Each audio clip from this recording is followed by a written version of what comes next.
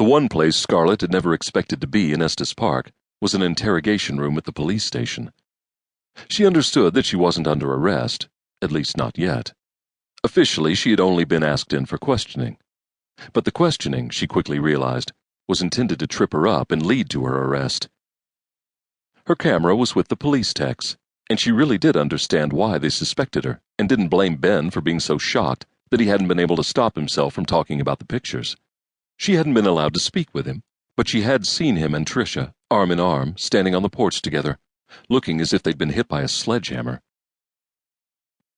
Meanwhile, she was reeling from the fact that two people had been found murdered right where the majestic elk had been standing earlier, right where the bodies had been in the pictures. And then there was that wacko in town who had warned her to be careful and had said she was one of us, whatever that might mean. In one day, her world had gone mad. "Tell me again about your day, Mrs. McCullough," her interrogator said.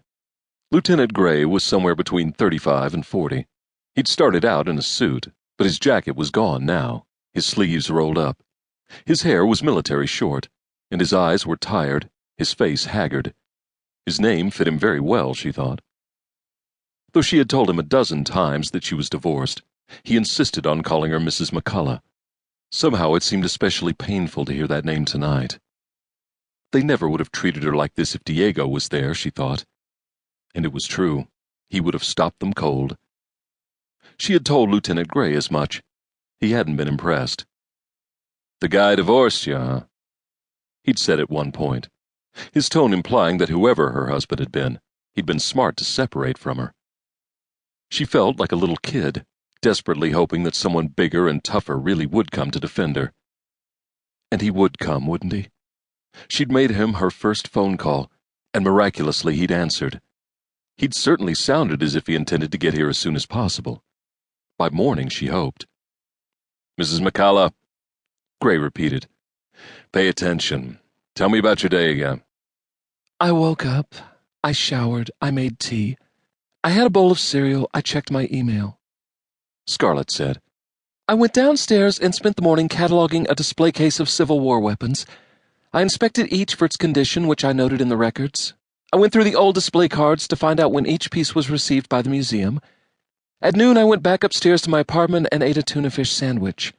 No, wait, it was closer to 12:30, I think. But the sandwich was definitely tuna," she said, trying very hard to maintain her temper. "At 1 o'clock, I was back downstairs. I've been making notes on the different mannequins, their composition, the year they were donated to or commissioned by the museum, or before the museum's funding by the current owner of the Conway Ranch, during the years when it was only a private collection. I began working on that project soon after I got here about 2 months ago." "How late did you work?"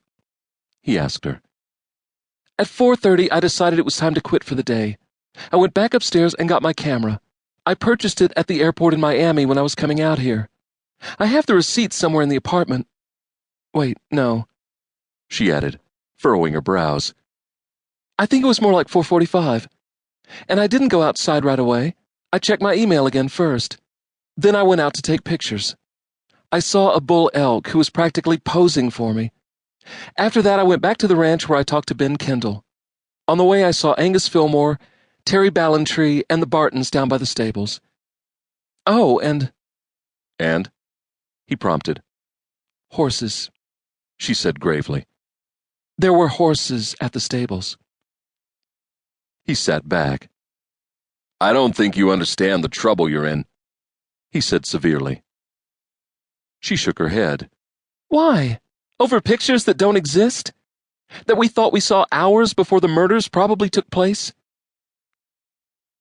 She didn't know that for a fact, but it had to be true. There certainly hadn't been any bodies there when she'd taken the pictures. He pointed a finger at her.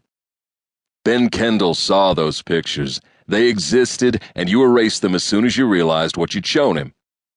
"Do you want me to tell you about the rest of my day again?" she asked. "Go on. But we might be where we need to be already." "You have to be kidding." "Do I look like I'm joking?" "I went back to the museum. I went upstairs. I heard a thump. I called Ben, wondering